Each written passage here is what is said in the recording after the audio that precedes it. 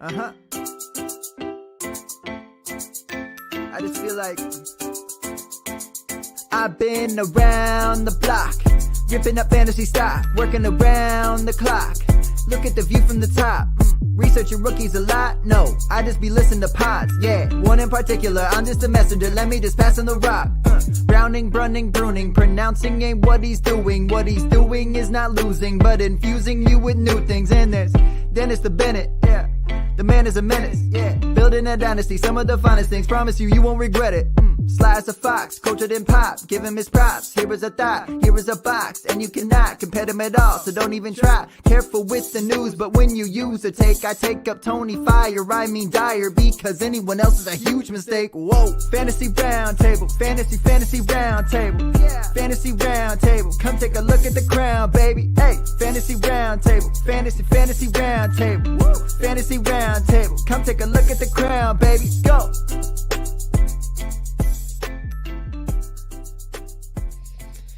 What is going on, everybody, and welcome to another episode of the Fantasy Football Roundtable Podcast. It is Thursday. Matt is here with myself. We are going to finish talking about the AFC North, our last divisional preview show. Save the best for last, right? Cleveland Browns and the Cincinnati Bengals on the docket for today. And then once those finish up, we will be talking about the Black Widow movie, which came out last week. And, of course, the season finale of Loki, which was a little bit surprising. Wasn't sure we were going to get another one.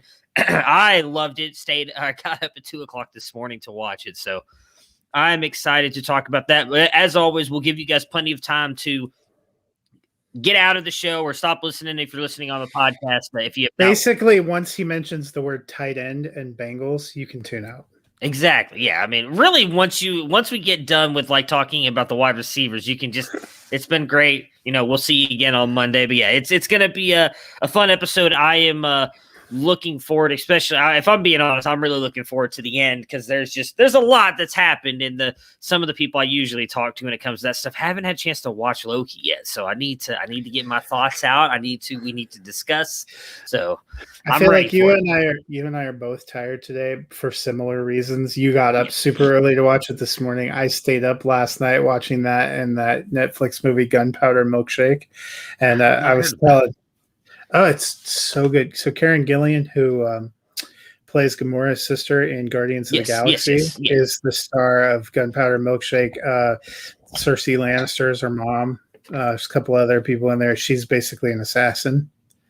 It's an excellent film. I currently have it sitting at number 5 for my favorite movies of 2021 so far after watching it last night. But I was telling you, obviously off air, we're hosting VBS at work this week, and there's been 400 to 500 kids every day, and it's a lot. So, yeah. I mean, it's nice to unwind with some MCU and casual violence at night. I mean, I think 2 kids is a lot. So when you're talking about hundreds upon hundreds, that's definitely a lot of work. So let's dive into it, though, and talk about the Cleveland Browns so we can make our way toward the movies here. Cleveland, very happily, for me at least, I thought, finished in third place with an 11-5 record. They did lose to the Chiefs, though, in the divisional round, 22-17. Their key additions, they added defensive end Jadeveon Clowney, defensive tackle Malik Jackson, and safety John Robinson. Key losses, Sheldon Richardson, the defensive tackle, goes to the Vikings. Safety Carl Joseph goes to the Raiders.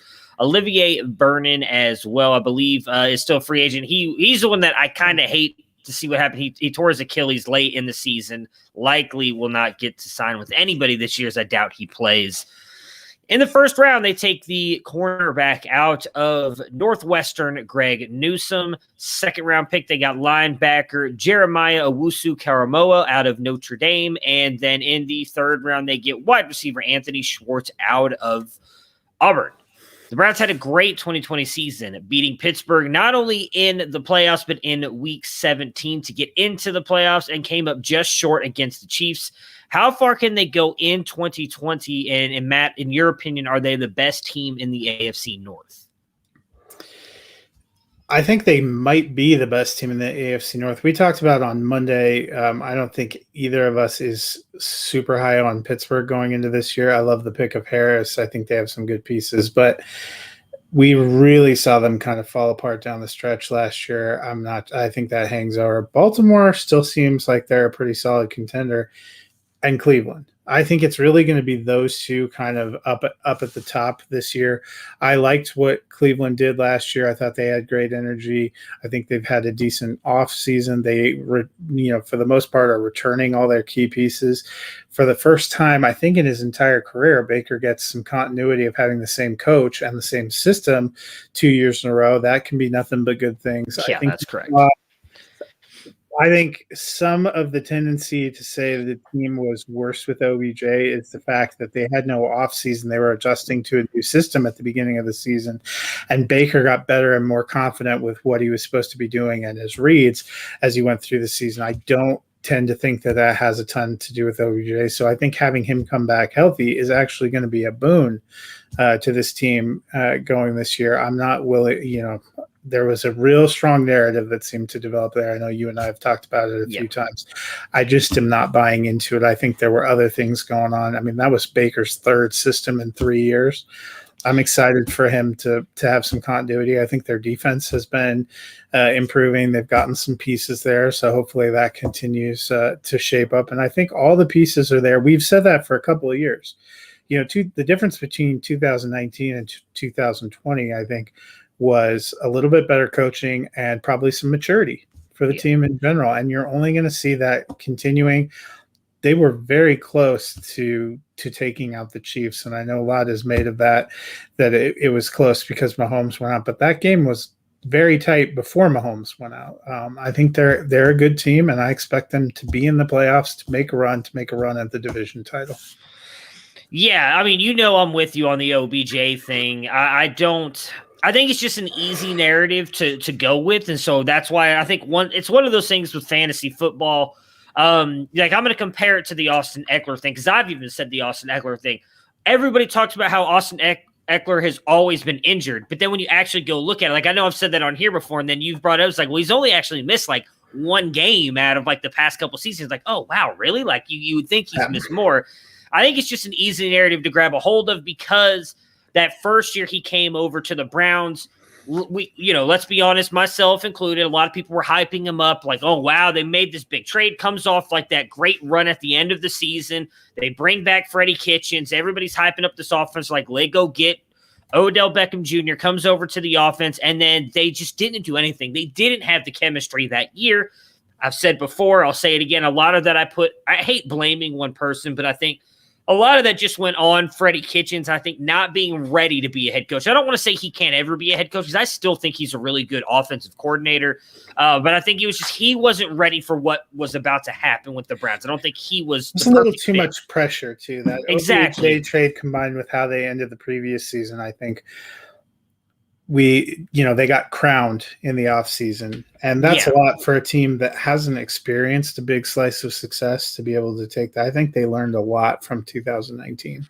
I agree. And so I'm with you. I mean, obviously, I think some of the narrative that Baker was forcing the ball to Odell at times is true, but realistically, I think every quarterback does that in a way for their top targets. I don't think that's exclusive to Baker Mayfield and the Cleveland Browns. I mean, Dak Prescott would do it with Amari Cooper. The only one maybe you say doesn't is Tom Brady. I don't really, he probably doesn't, especially because, I don't know. He did when he had Randy Moss. Exactly. He's never had that top playmaker. Last year, he had three of them in Godwin, Gronk, and Evans. So it's not like he had to go to one. But, Aaron Rodgers to Devontae Adams. Granted, he doesn't have that Jarvis Landry next to him, but I do agree with you there. I think the offense is in for a boon, especially with, and the one thing a lot of people may not realize, it's actually his fourth different offense, because he had Hugh Jackson, then Todd Haley comes in and gives him a whole different offense, and then they go to Freddie Kitchens midseason. Now, Freddie Kitchens was then the next year, and then last year they come in with Kevin Stefanski. So he's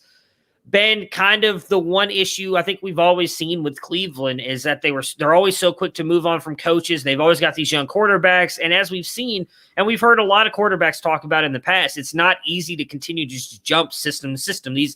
These things are not Madden offenses that you're just plugging in and looking for like what's going to be the best way to attack a Madden defense. It's a lot of different stuff that goes into these offenses in the NFL.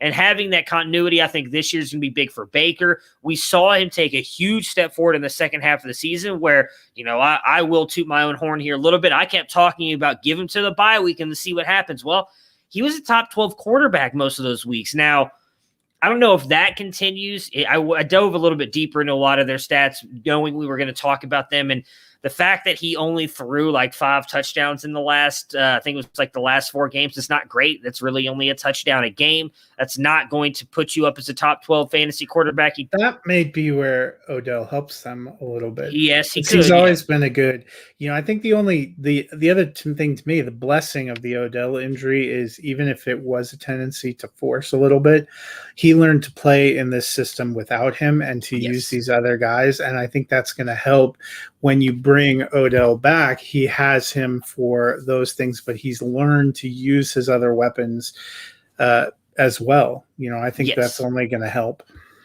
Yeah, I agree with that 100%. That's kind of been my argument as well on why I think Odell will be good, is because even if I do not think this, so please nobody take me saying this as I've never thought Odell, does he have some stuff on the sideline you wish he didn't do earlier in his career in New York? Yes, but I also think he got villainized a little bit as this quote-unquote diva, where ever since he's been in Cleveland, you've never seen that outside of a couple games toward the end of that year with Freddie Kitchens, where, again, I can imagine they're all frustrated, not just Baker, Freddie, but even a guy like Odell, because so much was put on his shoulders as well to kind of be like, this guy's going to help lead Cleveland to the playoffs as this big wide receiver threat. And then they weren't running. They had Jarvis and Odell running the same routes the whole time. If you guys go back 2 years, you can hear me complaining about it with Matt. There's no point in dragging all that back up. But I agree with you. I think not only does Baker now have that ability, if he needed to show Odell, be like, hey, look, I know you're our number one. I believe in you, but with how good our offense looked in the second half, I don't have to force you the ball. Let's get the ball to you when you get open. And I honestly don't think Odell's going to be like, no, fuck you. He's going to be like, let's go.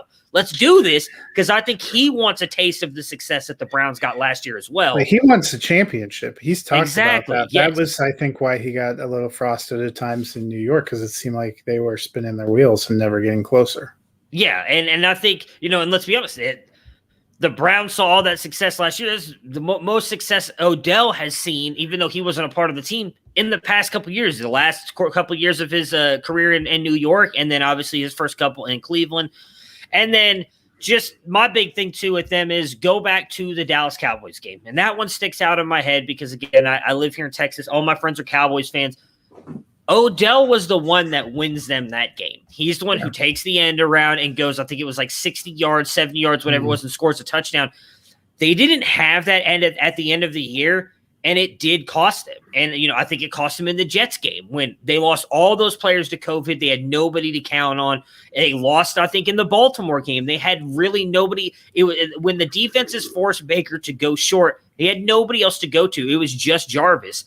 And honestly, probably cost them a little bit in the Chiefs game because they just didn't have that one big playmaker for Stefanski to be like, all right, I'm going to draw up this play, because you had just Chubb and Hunt. And while Landry is phenomenal, and I love Landry, I think we can all be honest and say he's not Odell Beckham Jr.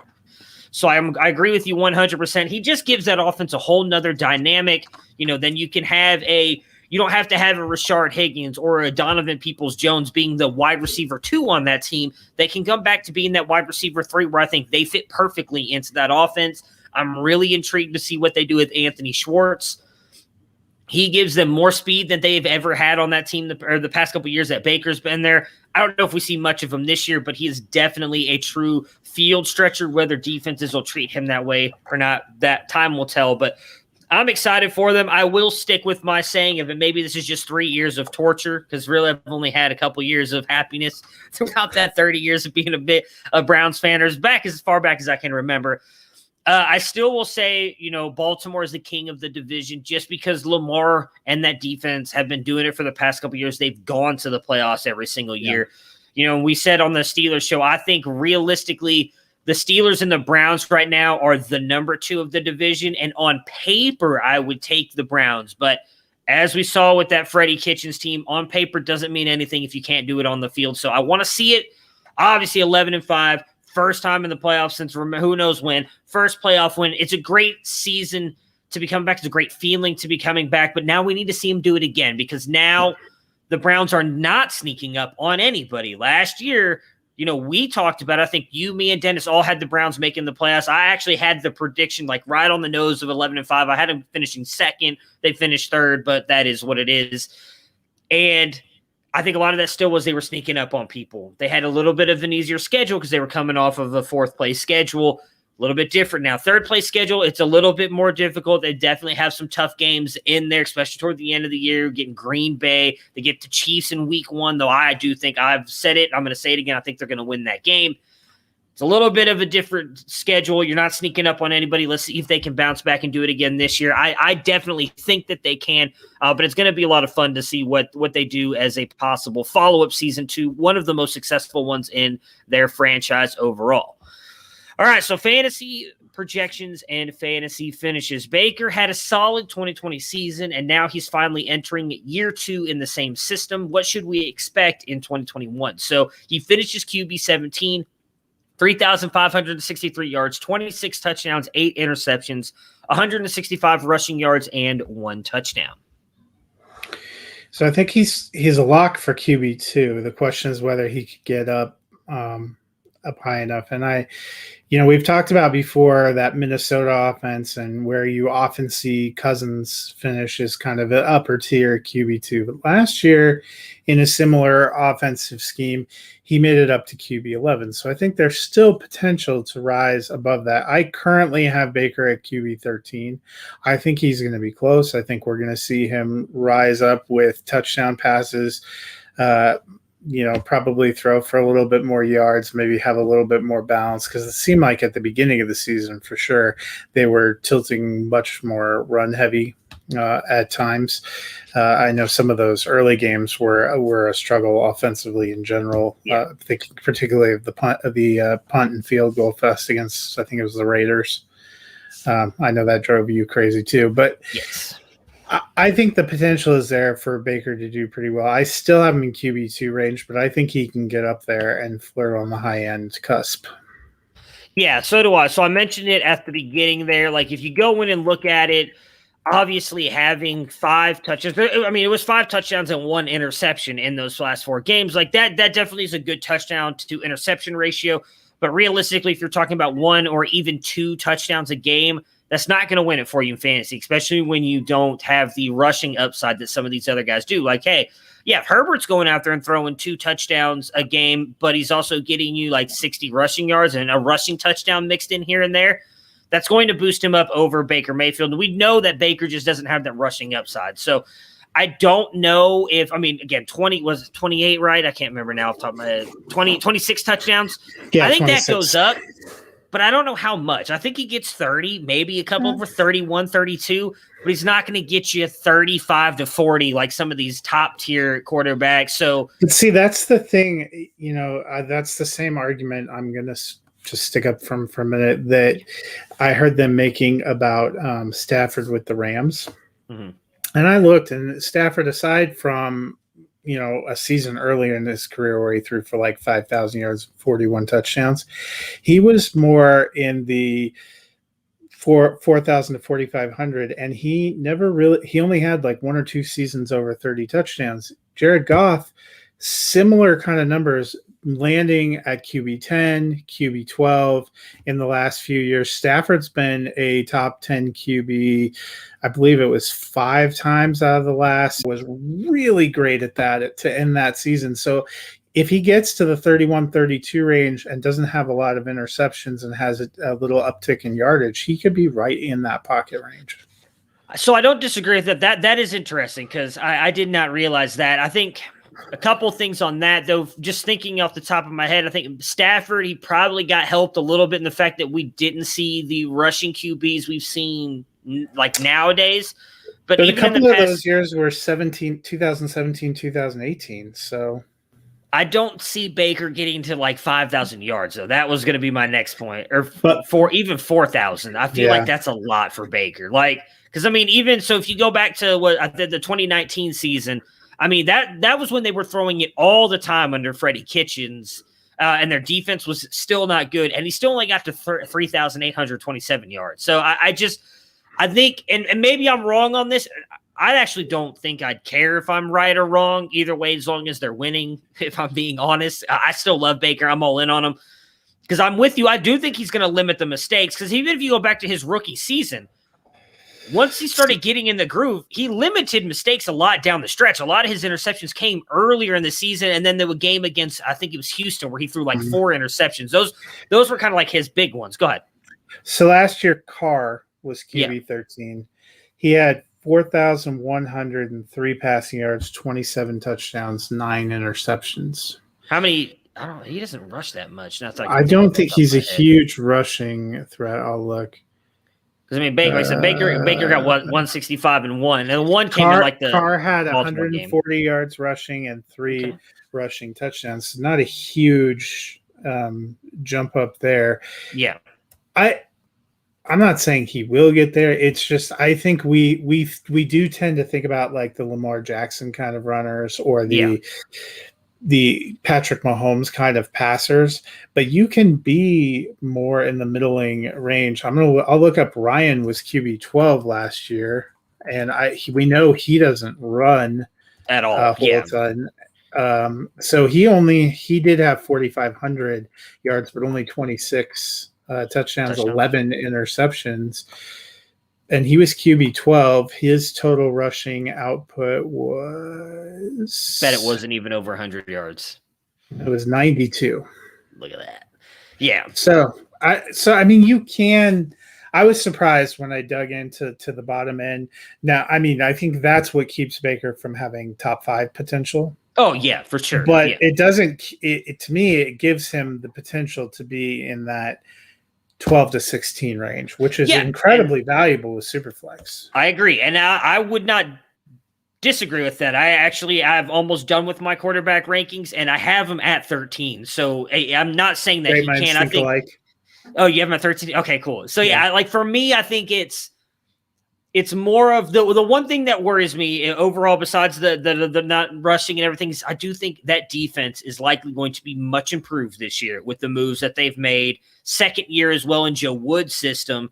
So if that's the case, do they continue to run the ball at the end of the games if they're winning, and that kind of takes the ball out of Baker's hand, like we did see at times early in the season and when they were up into those late games, like with the Baltimore game, the Pittsburgh game, they kept throwing because they weren't necessarily in a spot to make sure that they won the game. So that helps Baker. But if they're up a touchdown or if they're up 10 points, 12, 14 points, they're likely going to hand the ball off to Chubb and Hunt a lot, and that's going to bring Baker's points down a little bit. So I'm with you. I would love if he finishes as QB1 just because I've been saying he's a QB1 since the minute he entered the NFL, and he has yet to do it. But he did, as I talked about, he did it at the back end of the season last year, and that does matter. He's got the potential, and I agree with you on that part. So I'm excited to see what he does. Like I said, I've got him at 13 now. We'll definitely dive in more with that on Dennis on Monday because that is what we're going to be talking about.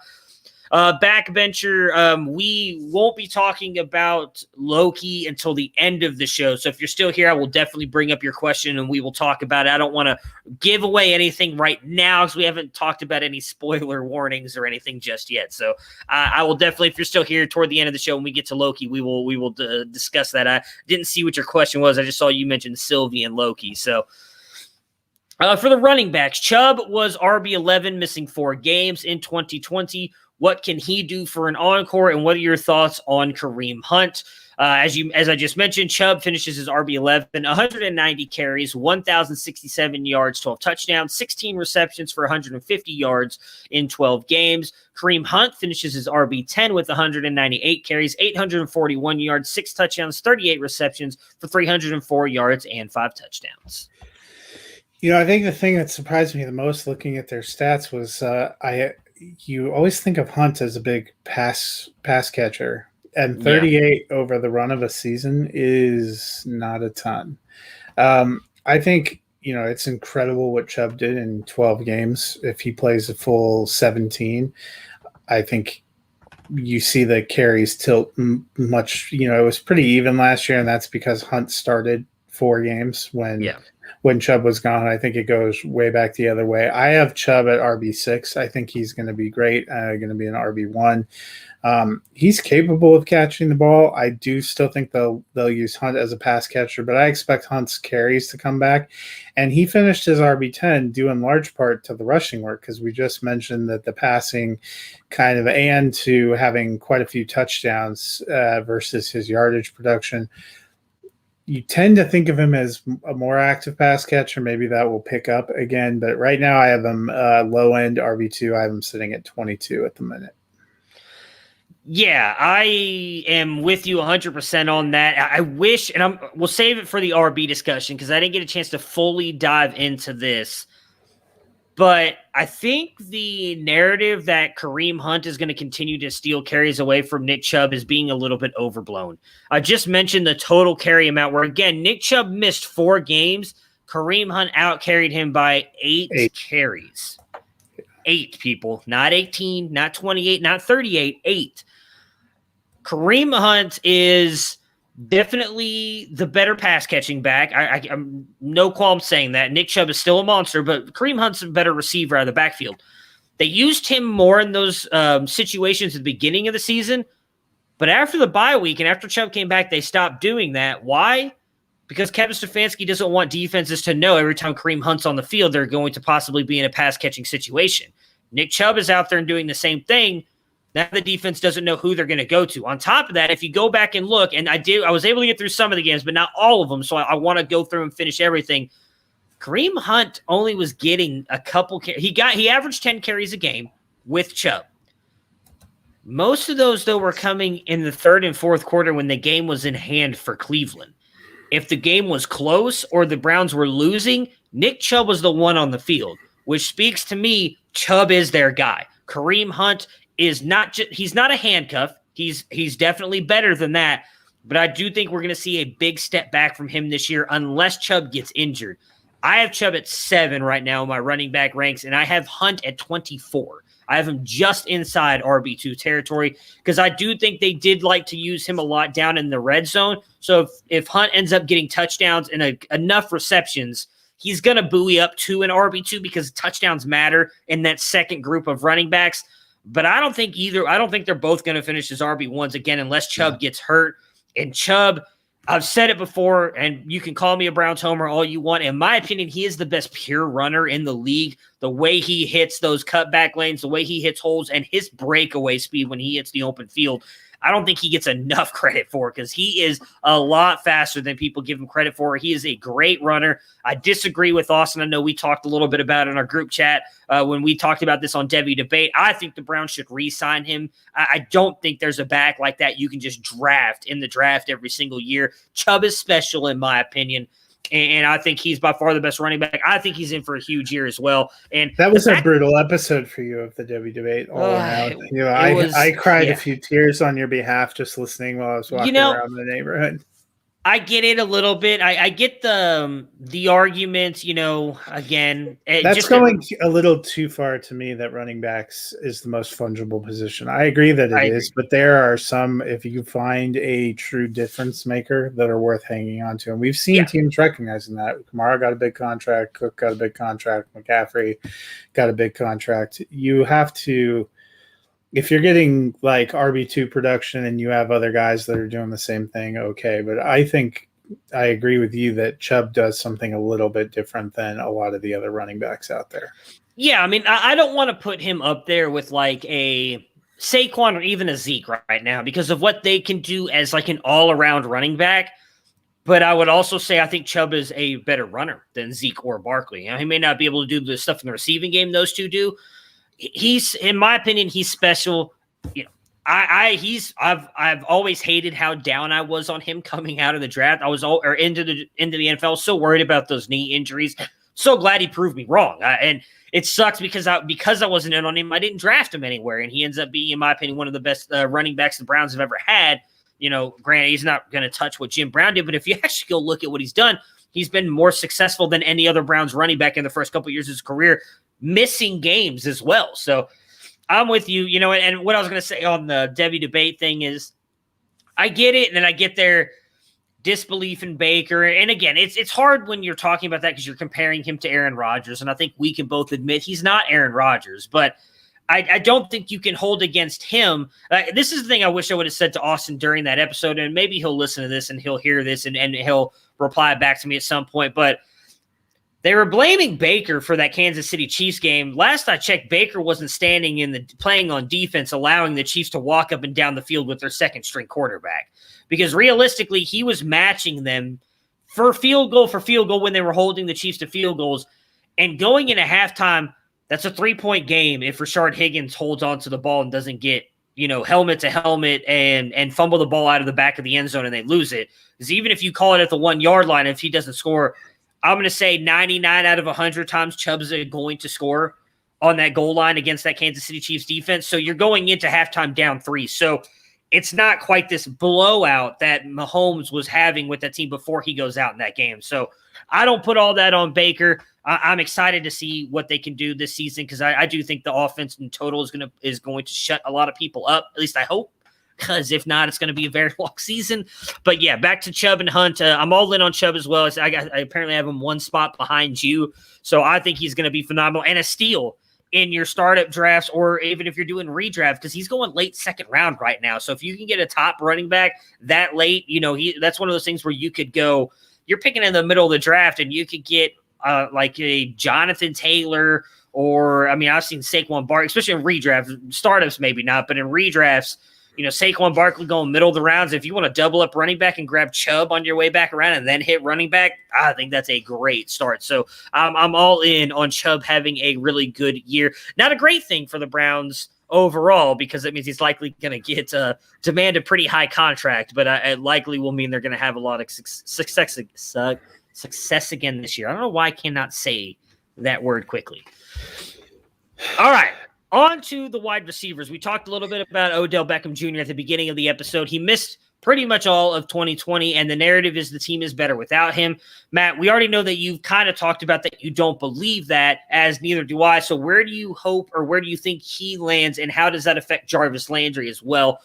Odell, in just the 7 games, finishes wide receiver 91, 23 receptions, 319 yards, and 3 touchdowns. Jarvis Landry finishes as wide receiver 33. 72 receptions, 840 yards, and 3 touchdowns. So I guess what I take away from what you said earlier is we're never going to be a Succession recap podcast. You know what? I love the show, and if you want to just be like, "Hey, we're going to talk about success," I can't do it. It's that, and I'm going to really embarrass myself here. I cannot say Caesar salad. I know that's not how you say it. I say it Caesar, and I can't not say it the correct way. So as long as they bring you what you were hoping for at the restaurant, that's all that matters. Yeah, I just say, can I get that sea salad right there? Yeah, that one. It's just for whatever reason, I really struggle with those 2 words. Not only can I not pronounce names, cannot say those 2 words. For the receivers, I do think Odell's going to have a nice bounce back here. I think Jarvis Landry is going to be okay. But by the same token, I feel like this is not a pass-first offense. They're definitely a rush-first offense. And they will use those 2 guys, plus you probably will see Rashard Higgins, who they have back. Donovan Peoples-Jones started to come on at the end of the year. They drafted Anthony Schwartz. There are 3 tight ends I think we'll end up seeing involved. And I don't think they're going to have a big dominant receiver. I think Odell Beckham Jr. is going to have a decent season, but I have him as a high-end wide receiver 3 and Landry in the wide receiver 4 territory. And that's not a knock against those guys. And I still think, we talked about the moderate kind of passing numbers you can put up and still be a top-end quarterback. That just feels like the Browns' sweet spot right now. So if Baker throws for 3,900 yards, it's hard to imagine you have a couple of high-producing receivers because you need receptions, yards, and a ton of touchdowns. Yeah, so I have Odell a little bit higher than you. I have him at 23, so I have him finishing as a wide receiver 2, but not up in that wide receiver 1 range.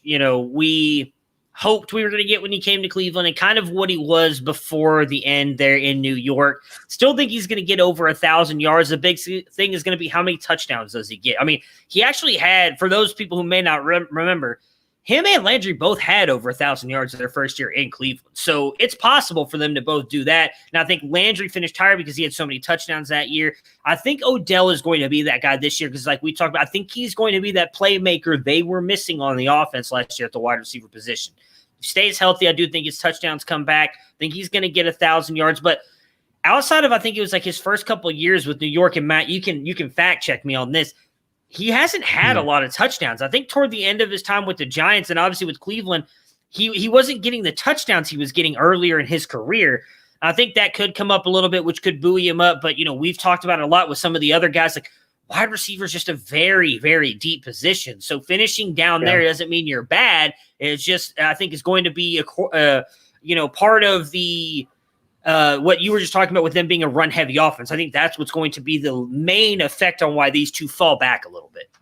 So he had double-digit touchdowns each of his first 3 seasons, 12, 13, 10.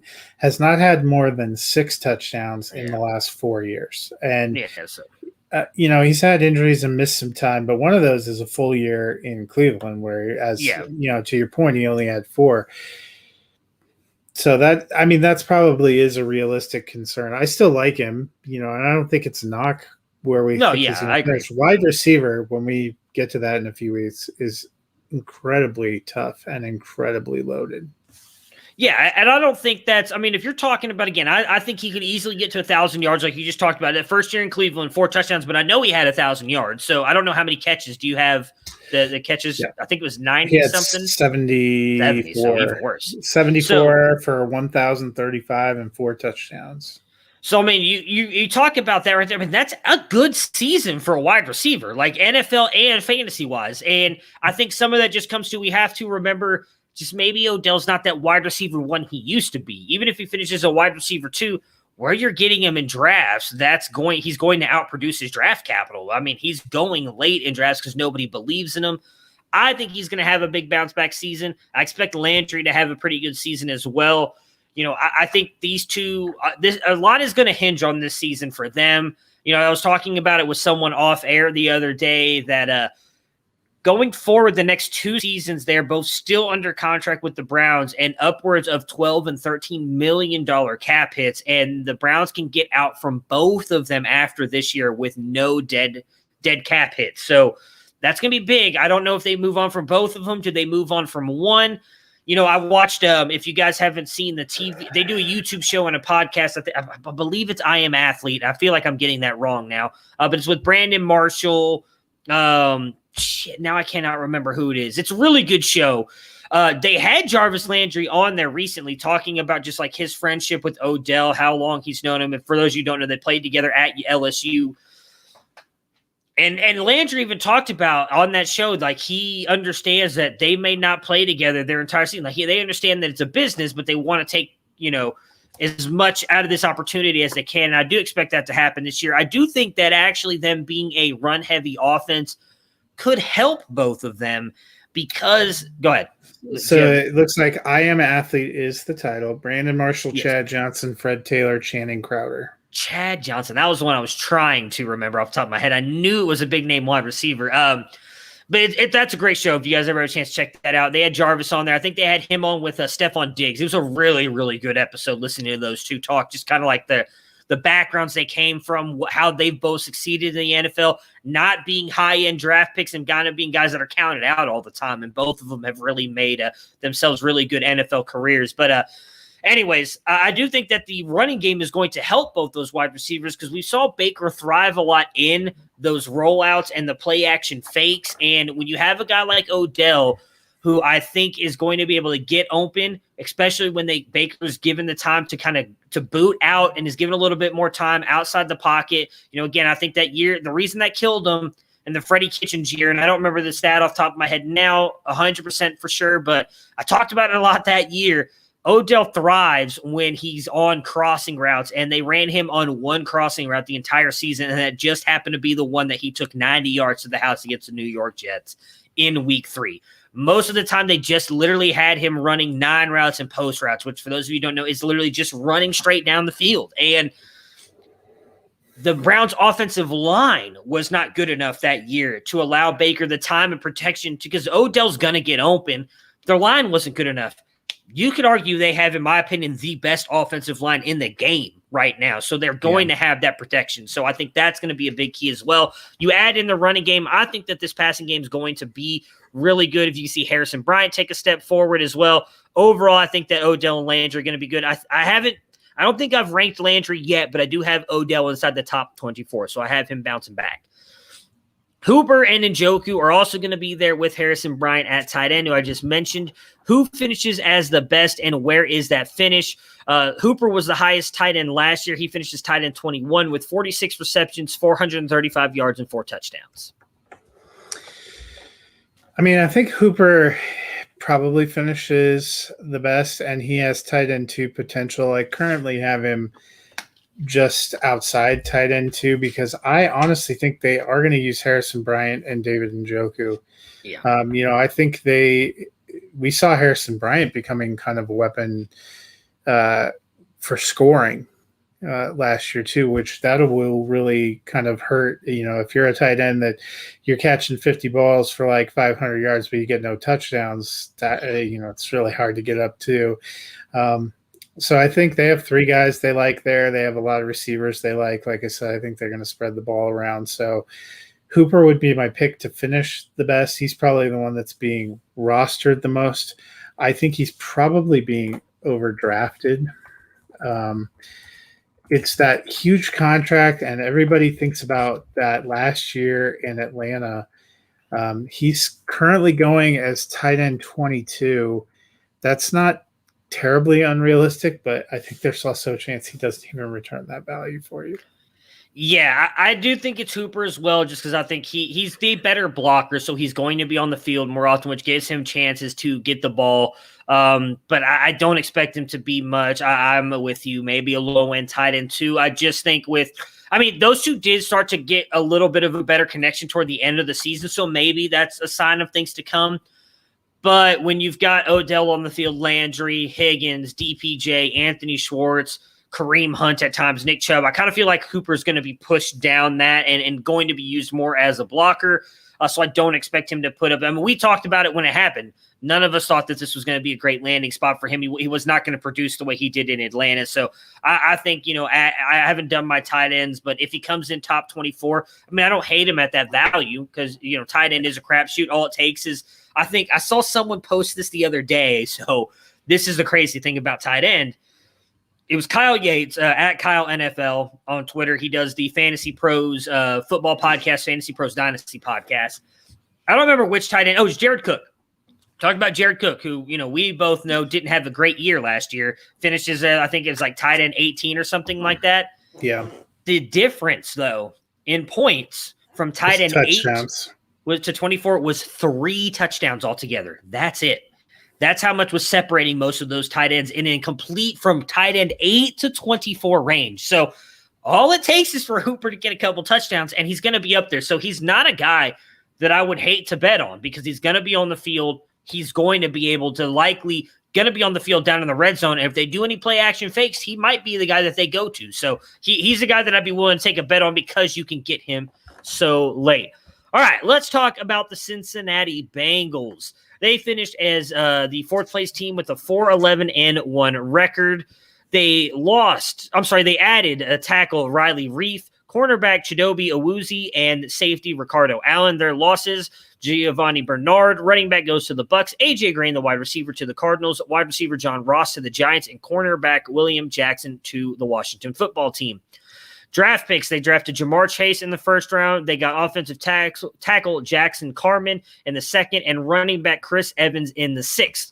Burrow should be back. Last we talked about him, I think it was good 2-3 months ago now. At this point, his knee testing came back. He was at about 88%, so he's going to be good to go by the time the season starts. Will the Bengals finally make a surge back to 500 or be better in 2021? I think they'll be better. How much better is the question. I like some pieces. I get the rationale of going and getting a Jamar Chase. I have two huge, maybe three questions. One minor and two huge. One minor is still Burrow. He's tracking pretty well, and it does seem like he's probably going to be there the whole season, which is good. But that was not a small injury. It was pretty graphically brutal to watch at the time. So hopefully he can come back. My two huge questions. Question one is the line. I know people are touting the line's better than you think. When Minnesota, who's not incredible on the offensive line, is willing to give you their tackle, that should give you a moment of pause. A lot of this is predicated on guys who have yet to really perform for them returning from injury. Those are all possible things, but we need to see it. So hopefully it is better. But then my other huge question is Zach Taylor. I don't know how good of a coach he is. You could argue that he's been handed a pretty bad hand for a couple of seasons. On the one hand, I do like that Cincinnati has demonstrated a patience we haven't seen with a lot of franchises in recognizing where they're at in the process, that they were a pretty terrible team when he got there. And last year they had some interesting moments, but were plagued by a lot of injuries to key players. But we really have to see, is he good enough to take them to the next level? They're also trapped in a horrifically tough division in a very tough conference. Could they get back? There is no more 500. That's going to take some getting used to. Can they get to 7-8 wins? That's possible. I still think they feel more to me like a 6 or a 7 win team. Can they get to 9-10 wins? That would take a ton of things, I think, breaking the right way for them. So I think we're going to see some improvement, and that's going to give us an idea of where they are in this rebuild process. But I think they're still in a rebuild process to me. I agree with that. I think they could probably get to 6-7 wins this year. The offensive line, I still don't think is fixed as they apparently believe it is. We talked a little bit about it on Debbie Debate. I know we talked about it on this show. Talked about draft night. There was the color commentator for the Bengals was talking about why he thought they were going to go Jamar Chase before the draft, and saying that everybody he talked to said that they believed in their offensive line, and that's great to believe in it. I don't think it's quite as good as they apparently think it is. They definitely need to patch over some of that. Defense still needs some improvements. I just don't think you can continue to count on Joe Burrow to throw 60 times a game to keep you in games. You want him to be your franchise quarterback. You've got to give him some help, and that is including on the defense. So I think that they bounce back a little bit this year. I'm with you. They're just too good. There's a couple games last year they lost by, a touchdown or two here or there with Burrow and then without, that I think could change this year, adding what they have to improve the team a little bit. I hate to say this because I had high hopes for Zach Taylor, but I wonder if maybe, he's not long for the job in Cincinnati either. I think that the new coach that they're going to get either next year or the year after is likely going to be there when the Bengals do start turning it around. But I do think the Bengals are on the come up. I agree with you. I don't think it happens this year on them making it even to like around 500, since without the tie, it's not possible. I think honestly an 8-9 season would be an incredible step up for them. Oh, I agree, because that means realistically 8-9 puts you, I know it's going to sound crazy, but that likely puts you not only in the hunt for a wild card spot, but that puts them in a decent spot in the division as well. Because I looked the other day, the Browns over under is 10 wins. So, and I think Pittsburgh's is 11. So you're looking at this AFC North division is going to be very tough. It reminds me a lot of the NFC West right now, with the way these teams could beat up on each other, and they're going to need to win a lot of their games outside of the division to kind of decide who ends up winning the division. Fantasy finishes and projections. So Burrow started out strong, then was lost for the year. What do we expect in year 2? He finishes QB 25, 2,628 yards, 13 touchdowns, 5 interceptions, 142 rushing yards, 3 touchdowns in just 10 games. I think he has great upside. I currently have him just inside QB1 at QB12. I think if he finishes out a complete season, we're going to see. He did pretty incredibly well to finish at 25 in only 10 games. You're talking about another half of the, almost half of a season now, seven more if he can play a full way to get to 17.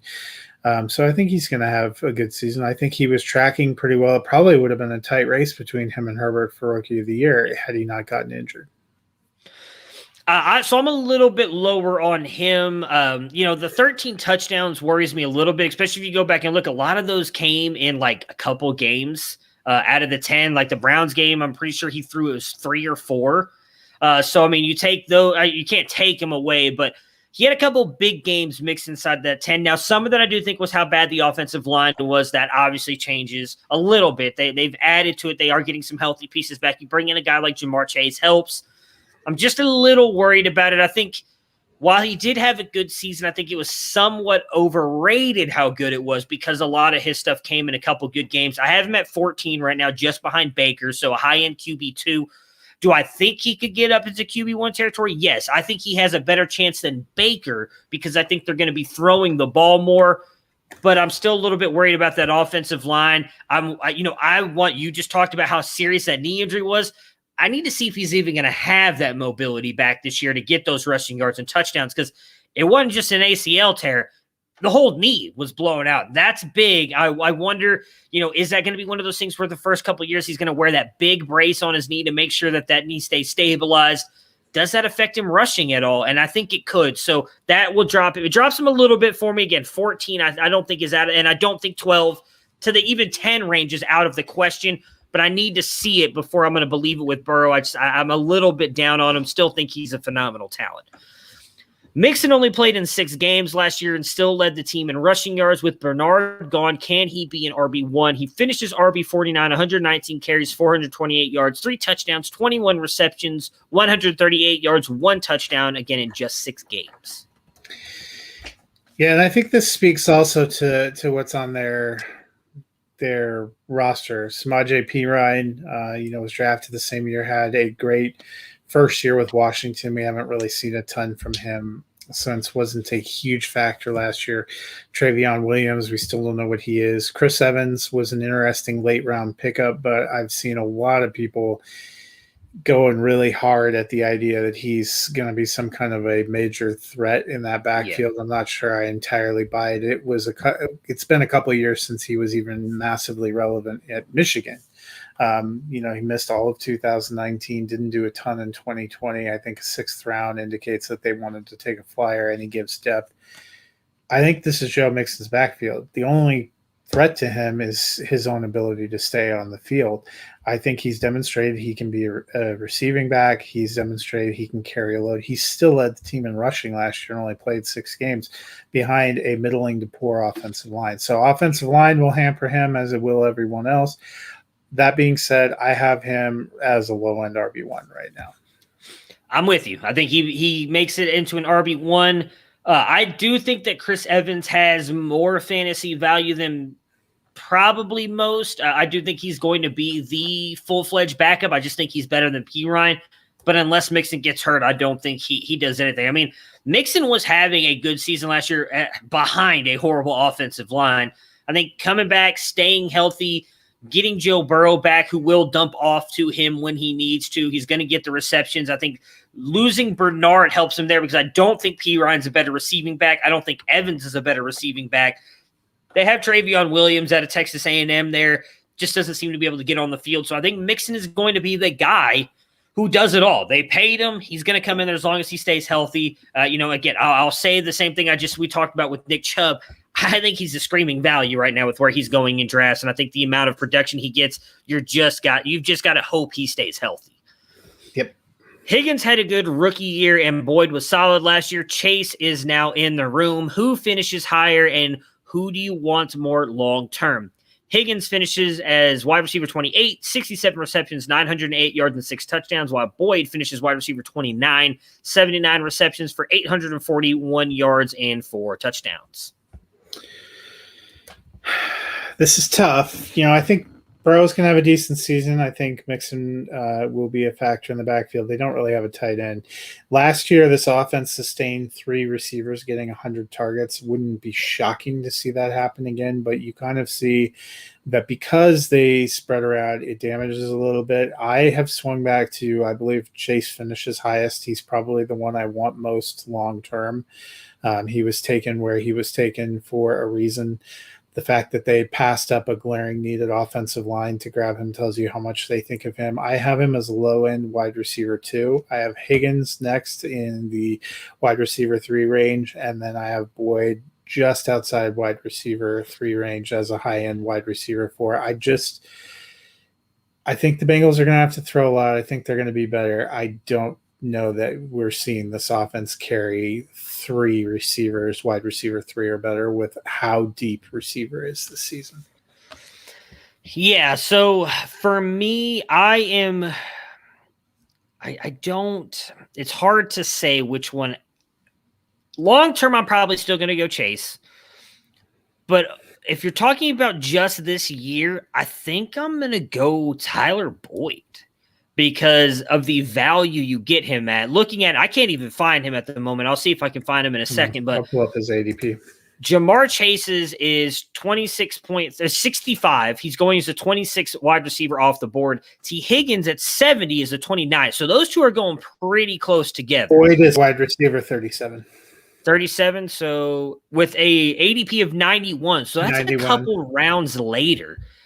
Yeah. I think Boyd is going to be in the slot, and that's going to help him. We saw, if you want to go back to the LSU days, that's where Justin Jefferson was most of the time. That's why everybody was worried about Justin Jefferson could succeed on the outside when he came over and played with the Minnesota Vikings.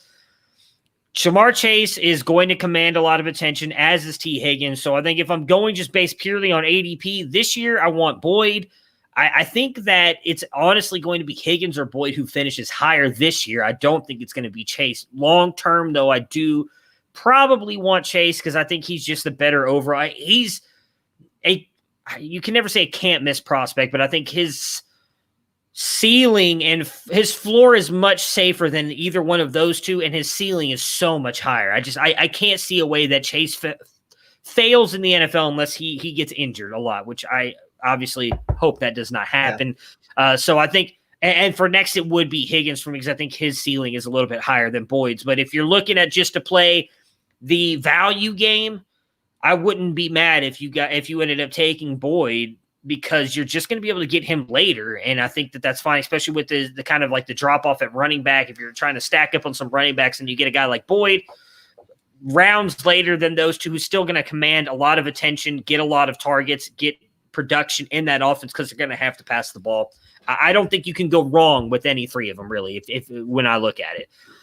All right, then tight end where there really isn't. And this is where we told you could tune out because there's this really, is there worth anything playing? But you got Drew Sample, CJ Uzomah, who had moments last year. I picked him up when Kittle went down. Didn't really help me out in Scott Fishbowl, but I picked him up. But yeah, is there anybody worth here? No, so Uzomah last year only played 2 games because he got hurt. So he must have picked up Sample. Because Uzomah only appeared in 2 games. He caught 8 for 87 on 11 targets in those 2 games. And I think if I remember, that's why people got sort of excited. It's way too small of a sample size. I just don't think tight end's a huge thing. Drew Sample played all 16, was the predominant starter, saw 53 targets, caught 40 for 349 and 1. That's tight end 3, tight end 4 range. That's probably about the best you're hoping for right now. Yep, I agree with you. There are not any guys that I'm targeting at the end of my drafts. I'd rather have, as we just talked about, an Austin Hooper because I think he at least has a shot to produce. So, if you really got to take a stab at one, I'm going Uzomah just because he showed more flashes last year. But if I can, I'm avoiding those 2 altogether. So that will do it for our division previews. We are Thaddeus Moss, another, I need to see it. Thaddeus Moss is not near the athlete that either one of those 2 is, and that's not saying a lot either. So, because Uzomah and Sample are not great athletes. Feels like more of a long shot.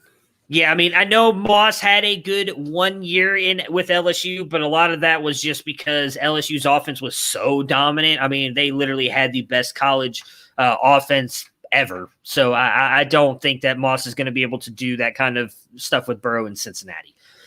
Unless he's doing it to prove a point to Dennis. Which is true. Dennis is not a big fan. We've seen Derrick Henry has purposely gone out and shown me it multiple times. So maybe Thaddeus Moss will take Dennis's words to heart and use it as a Melvin motivation. Gordon drove Philip Lindsay out of town just to show me up. So Sure. So we have that effect on players. So maybe that will happen. So we will be back on Monday to talk about our quarterbacks, right? We're doing our starting our player projections. So if you guys have not watched Loki or Black Widow and you do not want it, because there will be many spoilers, so I'm giving you plenty of time now. If you don't want to listen to any spoilers, we will be back on Monday. Have yourselves a good weekend. If you do want to stick around. Don't forget that I will start posting over the weekend a series of questions about quarterback rankings. So you can respond to those. They'll come off of the FF Roundtable handle, and then we'll retweet them. But we'll keep your responses, and as we reveal rankings, you'll be able to figure out if you win. A lot of them are going to be questions about which of the three of us you think will end up higher on a player, or where quarterbacks are going to land in our rankings. Yeah, so make sure to look out for that. I will also retweet it out. I'm sure Dennis will as well. So make sure to answer that if you want to get into the listener league. Again, if you have not watched Black Widow or Loki and you don't want anything spoiled, please stop watching now, because I don't want anything to be spoiled for you, because both phenomenal for different reasons, and I don't want anything to be spoiled for you. So I know we've got Loki on here first, but I want to talk Black Widow first. Get it out of. I don't want to say. I couldn't remember if you saw the movie, but now I remember the Discord or the Slack channel discussion yesterday. I almost forgot. Well, that was a whole different thing. Well, we won't talk about that here, but I mean, Brie Larson, she's just beautiful. So, anyways, let's talk about Black Widow. The film was a prequel. Did it work for you? What were your thoughts? There's been, I feel like, a lot of. I don't see a lot of people talking about that like they thought it was good. It's either they hated it or they loved it. So what were your thoughts? I enjoyed it. So for those of you that haven't seen it, that are still hanging out because you're not spoiler averse, this is a prequel. The action takes place almost immediately after the events of Captain America Civil War, and just before things pick up on Avengers Infinity War. Because if you've seen all of the Marvel movies, and if you're still listening to this, we trust you have or have an interest, Black Widow is no longer on this mortal coil. Which they get to a little bit at the end. She was one of those lost in Endgame, as I put when I was doing my Black Widow binge watch piece. So, justice for Black Widow. I'm glad that she gets a solo film now, because I felt like one of the only bummer parts of Endgame is she makes that big sacrifice in the middle, and the entire last act. I love Iron Man as much as anyone. I know you do too. I get dusty when he sacrifices during his funeral sequence. But it's almost like a throwaway line at that. They toss a drink back. Oh yeah, we lost. Natasha. We lost Natasha too, and it's like, oh boy, that's rough. So it was this was a nice tribute. We get a little bit more of her backstory, diving a little bit more into her time then. I thought it was really good. I thought it was fun. I enjoyed the humor in there. David Harbour, who I love in Stranger Things, I thought he was great. Florence Pugh is great.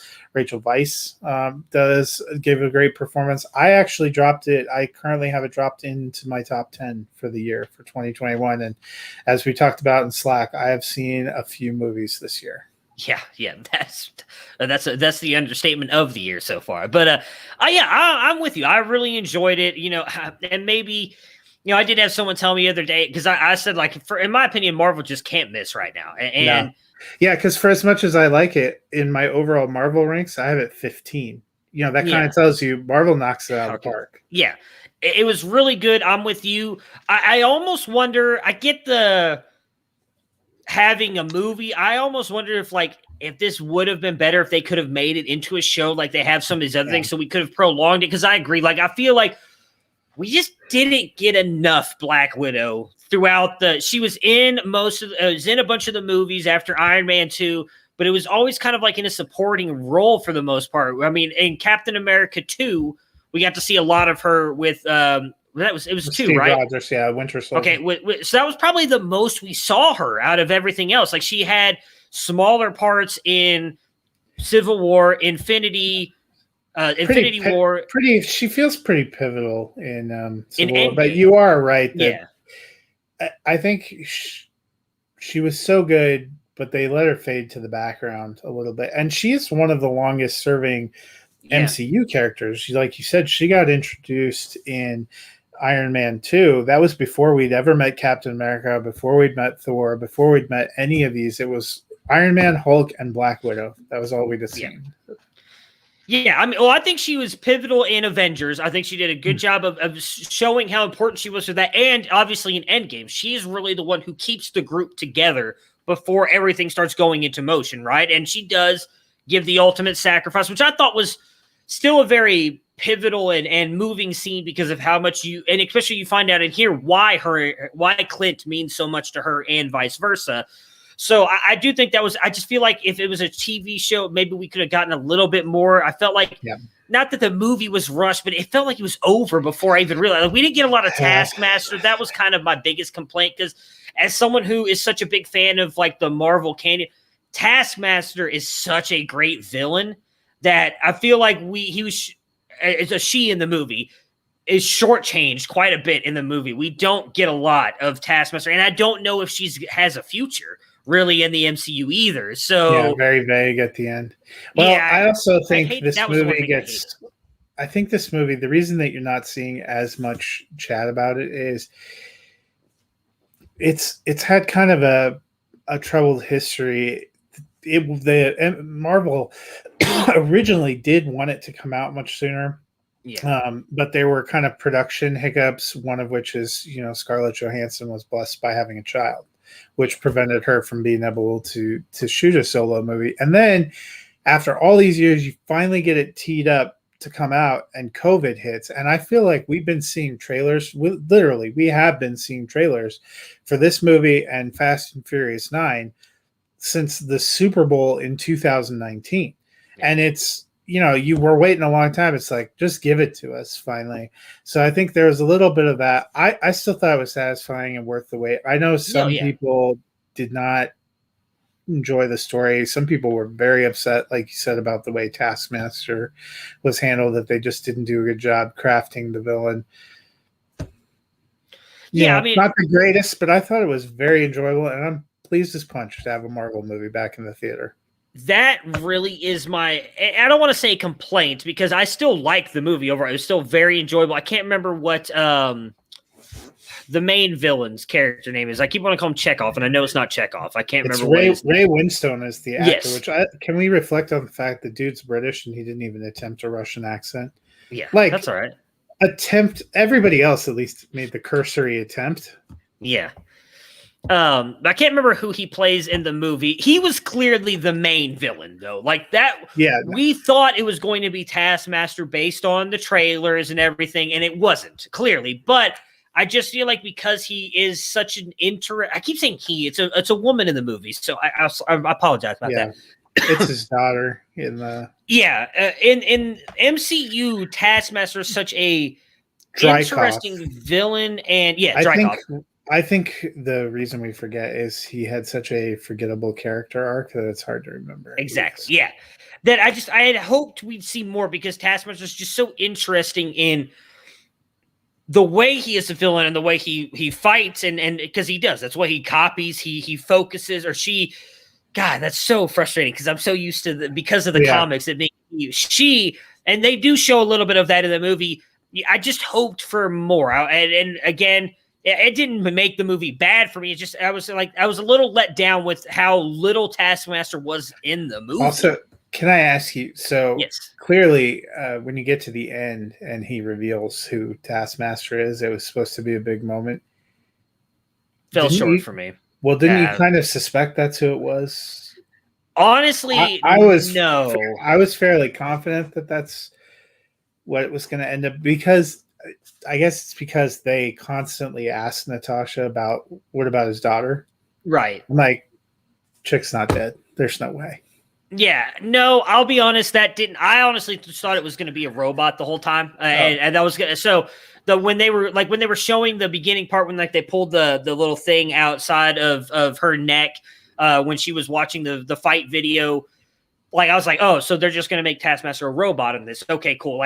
That part never crossed. I thought it was more of a way to show that Natasha was, because we always hear that she's done bad things in the Avengers movies and she talks about it, but you never see it. So I assume that was them showing this is some of the things she did to go over and become an Avenger and how she's still haunted by it. And so that's just kind of the way I thought about it. I wasn't expecting that, but it fell flat for me. It wasn't like a big, like, oh my God, no way. I was just kind of, oh, okay, it's his daughter. So, but overall, I'm with you. Like, I thought David Harbour was hilarious. I loved him as, I keep wanting to not give him the correct name.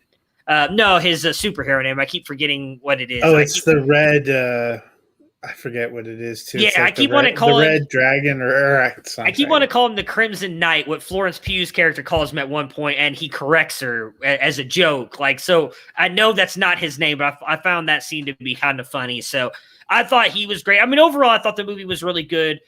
I hate that that's going to be kind of like the last thing we get of Black Widow, because again, I feel like she may have been underutilized for the most part. Did play some pivotal roles, but did not overall think that I think she could have gotten more. So what the big thing obviously is the end, which we can dive into a little bit here. The after credit scene, they set up Yelena. For those of you who don't know, Yelena is in the comic books. She is at times Black Widow Red Guardian. And yeah, there we go, Red Guardian.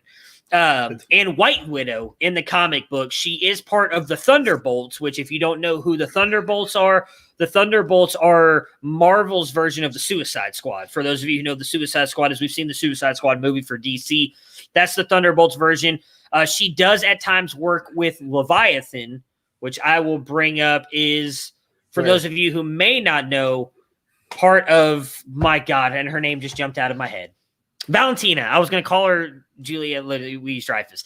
Valentina, who we do see at the end, is the end credit scene where Yelena is visiting the grave of Natasha, who kind of put to bed, because there were a lot of rumors after we saw the Voromir thing on Loki. A lot of people were wondering if maybe Natasha was coming back. I feel like that kind of solidified. Natasha is done.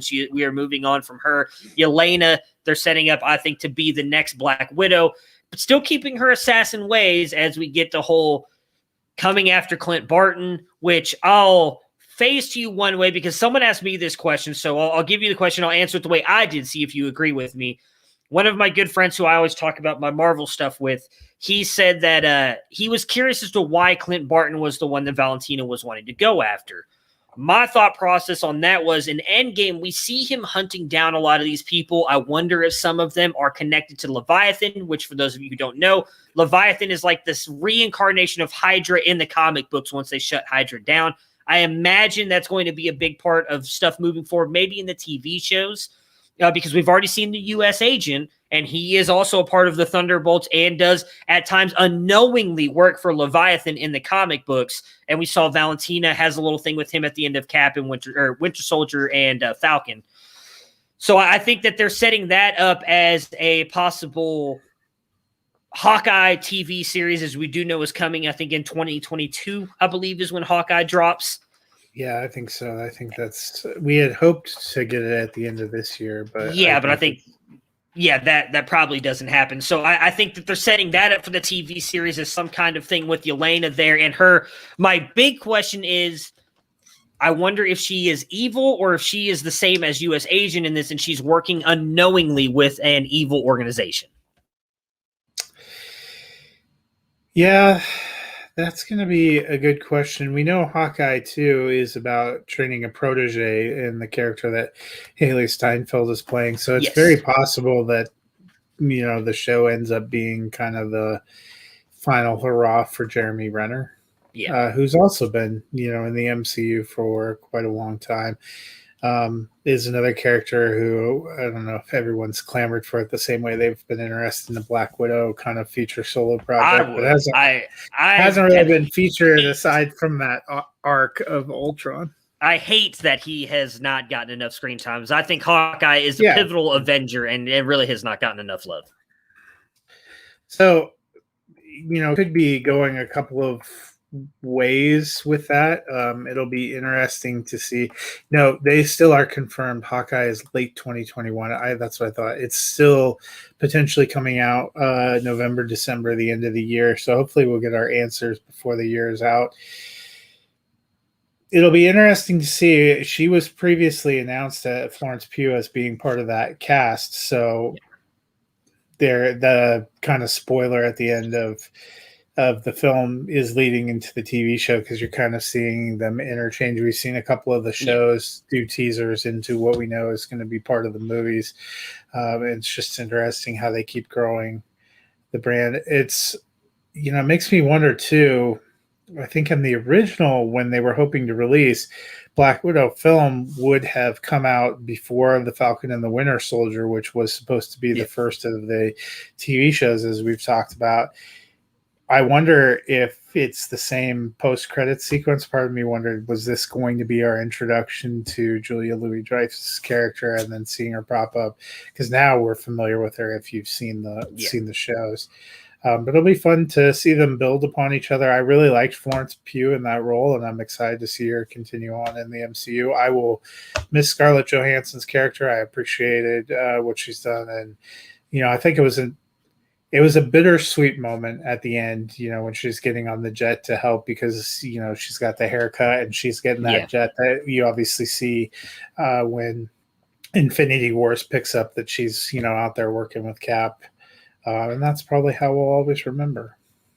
Yeah, it's definitely, it's sad to know that that's the last time we're going to see her. Kind of like, and I know you've talked a little bit about it, but once What If drops in a month, like that's going to be, once that ends, we know that that's going to be the last of our view on Black Panther, at least this version of Black Panther. We don't know how that's going to go going forward, with that being the last movie that he recorded before he passed as well. So it definitely, I agree with you on that part, is bittersweet. I'm excited for Florence Pugh. I thought she killed it as Yelena. Excited to see what she does moving forward, and excited to see what they do with her character. Like I said, it definitely seems like they're going with her kind of keeping her assassin ways, where we've seen Black Widow kind of move away from that when she joined the Avengers. So what does that mean for her? I'm excited for the Hawkeye series. Like I said, I think he is very much like Black Widow and an underutilized character in this series. But I get it in a way, because much like Black Widow, those are the two that don't have any real superpowers. Like, I know Iron Man doesn't technically, but he's got the suit, does everything. He's got the same superpower as Batman. He's rich. Yeah, exactly. So I think, for those two, maybe that's why they don't get enough love in the TV and movie versions, because there's only so much you can do with their characters, when the comics are just such big parts of the That was Avengers. the best running joke in Black Widow, though. They probably don't want you to be hurt, or else they'd send one of the big Avengers. Yeah. What do you mean, one of the big Avengers? Yeah. Well, I doubt the God of Thunder has to take an ibuprofen after a battle. Yeah, I thought, like I said, there was a lot of very good lines. Like I said, I mentioned the Crimson Knight one had me laughing. I love the talk with her, Florence Pugh, when she's making fun of Black Widow doing the stance that she always does. Like, there is a lot of really good parts of that movie. I said, I'm glad that we did get it. I said, maybe part of me, like I said, wishes it was a TV series, because maybe they could have extended it a little bit longer. We could have gotten a little bit more backstory and depth into it. Why was Alexei in prison?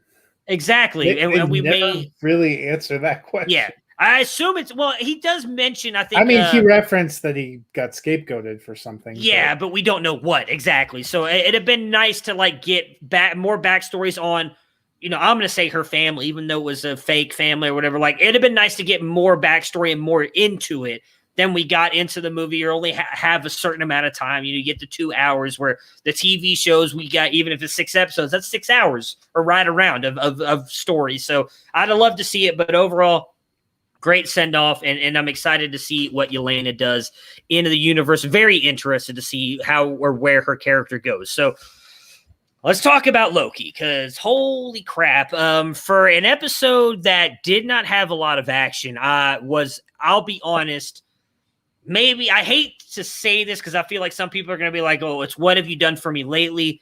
It was my favorite episode, not only of the series, but I think of all 3 TV shows. Like, I don't remember the actor's name. I'm going to ruin something here for you. So again, you're stuck around. I assume you've watched it. The gentleman who played Kang, or they call him in this show, He Who Remains, Jonathan Majors. Phenomenal. I mean, that dude killed it. I thought was awesome from the minute you meet him in this episode to the last minute that he's in there winking at Sylvie, saying, see you soon, as he's dying. Was just a phenomenal thing. Loved this episode altogether. But before we dive too deep into it, Finale's over with. You got to watch it. What were kind of like your overall thoughts? Yeah, I thought Jonathan Majors did a great job. For those of you who had a chance to watch Lovecraft Country on HBO last year, kind of a fascinating sci-fi series, sci-fi horror series on there. He was incredible in the lead role on that show. It's nice to see him getting other prominent jobs. I thought he did a great job. Since we know the post-credit scene for Loki was nothing more than telling us that Loki would return for season 2, I'm assuming we're going to see much more of him because it seems like everything he said at the end was certainly valid and true. And if we pop up Backbencher's question from earlier, I actually think he has a question about where – when Loki goes back to the TVA, he ends up in an alternate timeline. How is that possible if he who remains had not yet been killed? I think what they were trying to tell you is when all the branches started on the timeline, that was an indication that all those other realities were coming back and were there, and they could have quelched the branches off the timeline if the two Lokis had agreed to take over. Yeah.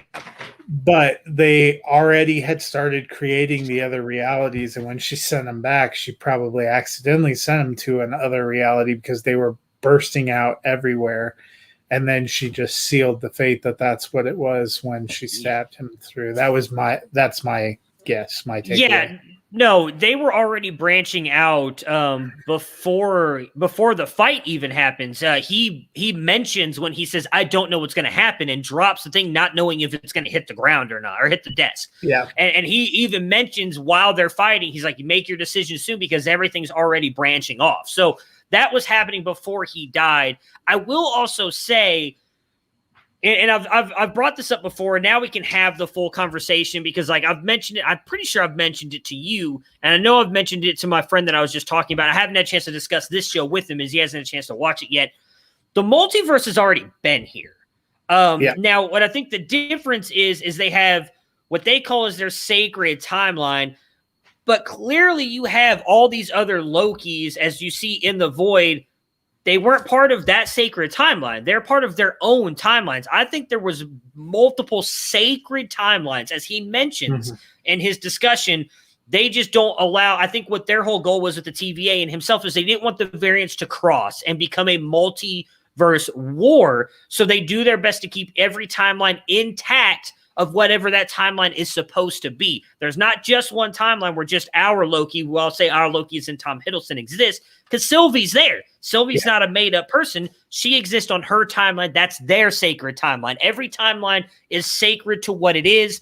When Mobius and Hunter B-15 talk about it with their Loki or our Loki, that's because that's their sacred timeline. There's still universes, as he talks about, stacked on top of each other all over the place. They just don't want them to interact because they don't want there to be a war, which is kind of what I've been assuming all along.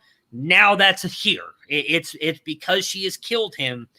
She's killed Kang the Conqueror, which for those of you who don't know, it's Kang the Conqueror. I don't think they ever actually call him Kang, but in the comic books, he is a major villain for the Avengers. I assume that's who they're now setting up to be the Phase 4 major villain for Avengers and everything else, which I do think is kind of cool that they're setting that up with the Loki TV series. But yeah, I think the multiverses have been here. They've just done a really good job of the TVA has done a good job of keeping that under wraps for that. So I think, him going to the alternate one definitely sets up what season 2, I think, is going to be for Loki. Shows us that Kang is I think he clearly gets sent back to one of the timelines where this Kang the Conqueror is more evil than the one that we saw, as he mentioned. And I do think it's going to lead to some very interesting things moving forward. We know this clearly sets up Doctor Strange in the Multiverse of Madness, Spider-Man, and however, I think this honestly sets up What If as well. I think we talked a little bit about, I don't know if we talked about this on air or off air last week, so I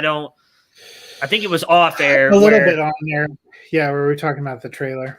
Yeah, I think like this could set up with What If, them possibly bringing in an Ironheart for Iron Man. We do know that is in the works. I did see something for that the other day, and I wouldn't be surprised. I'll throw this out here on air. I know I mentioned this off air with you.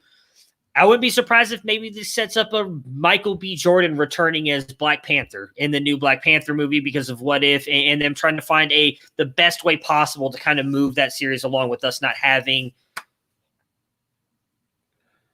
Chadwick Boseman.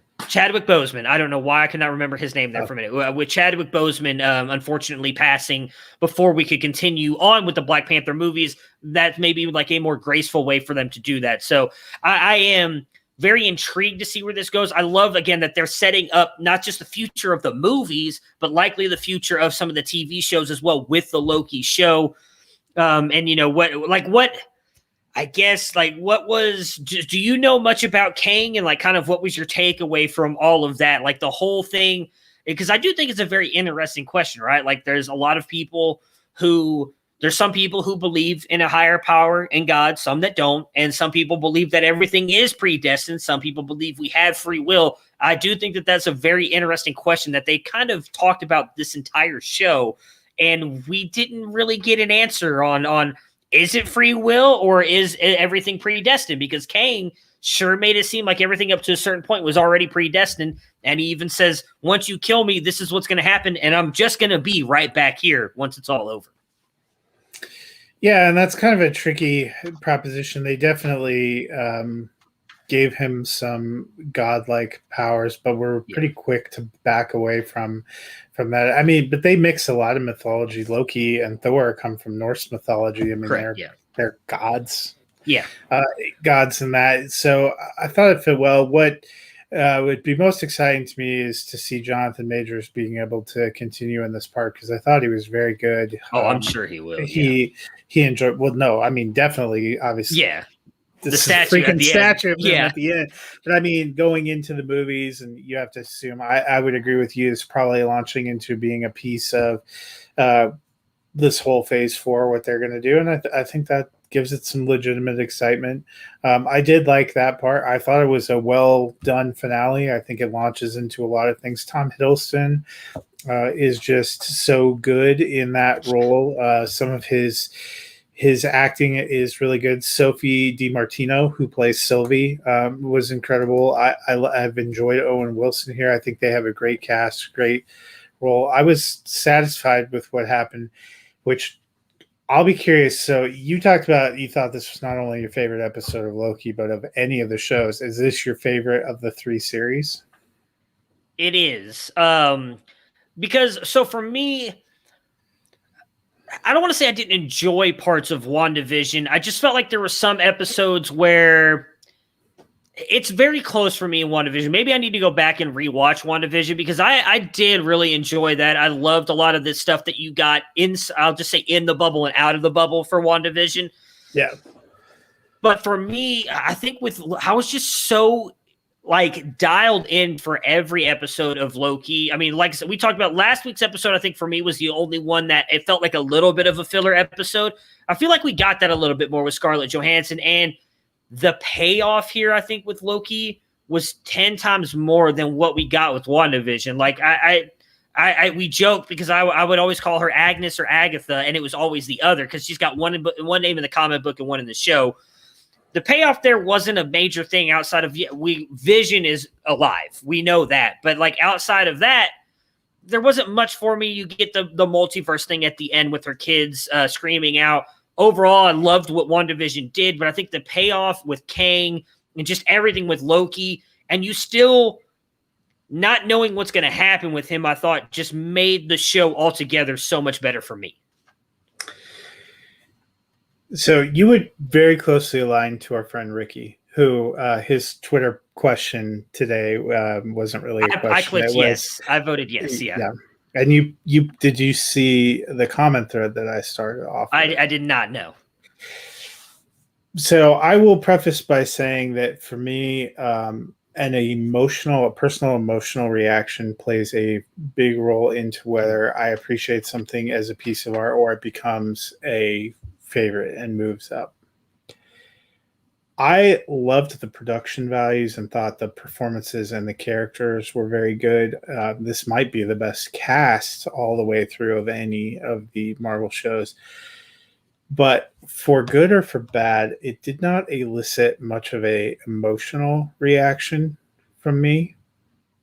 It's actually my least favorite of the series so far. Interesting. And which is odd to say. Falcon and the Winter Soldier, I reviled at the beginning, but was so moved by some of Sam's interactions with Bucky and with the original Black Super Soldier. Yeah. And some of what they covered and some of the redemption arcs that they had were so emotionally engaging to me that I moved it up. Loki was beautifully done. I'm excited about what it sets up. I thought it was very clever, but there was nothing in it that was like the Wanda and Vision exchange when he talks about sorrow. Right. And there was nothing where I had to stop, for a few minutes. And so for me, it's fine. But like in my MCU rankings, I dropped it below Black Widow. Gotcha. Yeah, I think for me, I just felt the storyline the entire time of is Loki a bad person? And can he change? Because I felt like that was the whole arc of the story. And then showed that part, and their potential relationship. But we have seen him go through that. Can he change in Thor: The Dark World? Yes. In Thor Ragnarok. I actually think he achieved that arc in a much more satisfying way in Ragnarok and the beginning of Infinity War than seeing it happen yet again. So I think that is why it sticks with me so much, though, is because he continually has to fight for that struggle to love himself. And I feel like that's the message that comes through at the end, and then he gets betrayed. And that's where I think that's what hit with me, is because, we know obviously that the Loki in Ragnarok now, right, is not the Loki we're seeing in this show, because he's his whatever has gone on to continue on the timeline, and he's a variant. So going through the movies, he still has never gotten to the point where he's like, I can be a good person, like we do get to see in the show. And again, I somewhat like and somewhat dislike the falling in love with yourself, but I get the premise of what they're trying to say, right? They're trying to say, like, you have to love yourself before you can improve yourself, kind of thing. And he does that, and then she betrays him. And I feel like that was very powerful for me. And I think it was a little bit powerful for her as well, because after she kills Kang, all of a sudden it's like, it's over with, and I just betrayed him, and she starts crying. And I feel like that, all that together mixed with Loki realizing, like, hey, especially at the end too, where he's like, he realizes what they've done, and he tries to go tell Mobius, only to find out that the only other friend he thought he had is now not even his friend anymore, because he doesn't know who he is. He's completely different. So all that entailed, I thought, was maybe it pulled a little bit more emotionally for me than it did for you. And I think, again, what it set up, the payoff, I felt like just meant more. Like, I agree with you. Nothing tops the scene with Wanda and Vision. And I feel like outside of Iron Man's death, there's not going to be much that does. That was that really pulls at your heartstrings. I mean, outside of, just going off the top of my head, the first minute Iron Man and Spider-Man get back together in Endgame was a very touching scene where you can see, like, and again, this just goes, I'm going to start crying just thinking about it. No, just Robert Downey Jr.'s just amazing acting ability. Why he is my favorite. And we talked in the chat about that, who's our favorite male of the MCU. And it's Robert Downey Jr. by far for me, just because of who he is as a person and how well he embodies that character. And like him, you can see holding back the tears as he holds Spider-Man, and they're like, you didn't die. Like, I'm so happy. And then obviously his final scene, like, I just rewatched it again the other day, and it still gets me. And then the funeral. I liked your tweet about that. Yeah, I'm like, it's still, I can't. You can't make it through it. And so, well, and that's why and WandaVision with that scene is up there. With Loki too. Some of how it ends up branching out into movies and into a second season may change my appreciation of it. And all the things you said about that change, are not, I don't think are untrue. It just, Ragnarok for me is third all-time Marvel project. And it's due in large part to, I thought there was such a compelling brother arc there with Thor and Loki. And so sometimes in the show, I feel like, okay, it almost feels like ever since Avengers, every time you see him, it's some variation of this. And I know that this is the Loki variant that they pulled out at the end of the revision of Endgame, but he also had a chance to watch his entire history, or the entire other Loki's history, and see some of that. So I felt like that was them bringing him back to a place where he's realizing he's capable of change. What will be interesting to me is he finally totally put himself out there and laid himself bare, and essentially got spurned. Is that going to cause him to move back, or has he taken real growth and will move forward? That is going to be the interesting thing for me, and I don't want to go too much longer because we're almost at like hour 45 right now. So maybe we can like talk more about this in depth on another episode. But that is interesting to me because there is a comic book about this. Now, it doesn't involve the TVA and everything, but it does involve Loki trying to prove that he is a good person and a good person at heart. And it involves another, I can't remember who the goddess is, but there's a goddess that's pulling his strings, and it's also Loki from the future pulling the strings because he knows that she's lying to him the whole time. And so he's actually going back. It's like, it sends a whole thing to long story short. Loki goes through a bunch of trials to prove that he's a good person. And at the end of the trials, he finds out that he's being manipulated the whole time, as in he is being used to make other people better, like Thor. Like, hey, this is why you are going to become who you are. They use him as a stepping stone to allow these other people to become better people. And he finds out about it at the end, which obviously crushes him because he thinks he's doing good deeds. And all along, the trials get harder and harder, and it's actually because Loki goes back in time because he already knows this, and his future self is making it harder and harder on this because he wants to make himself so hardened and so tough that nobody can hurt him again like that. I wonder if they're going that route possibly. I hope not. I really hope not, but I would not be surprised if that is. And then how does that fit back into the MCU? I'm curious to see it. They definitely have left open now a huge amount of, an infinite amount of possibilities, realistically. I mean, we see in What If, I assume you've watched the trailer now, you've got the zombies come back, which is a huge thing in Marvel back in the day before Civil War. You could have the Secret Wars, as we already know the Kree exist from Captain Marvel.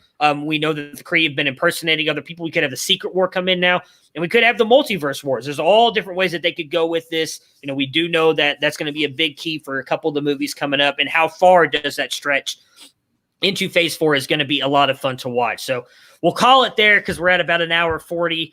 We can definitely revisit this. I don't think we have anything for a month. What If? We're going to start Ted Lasso, but it does not debut until next Friday, so it'll be a couple of Thursdays. So maybe we can revisit this a little bit more on next Thursday and kind of dive more into it because, Ted Lasso is definitely going to be fun. So. Let it sit with us for a little bit. Yeah.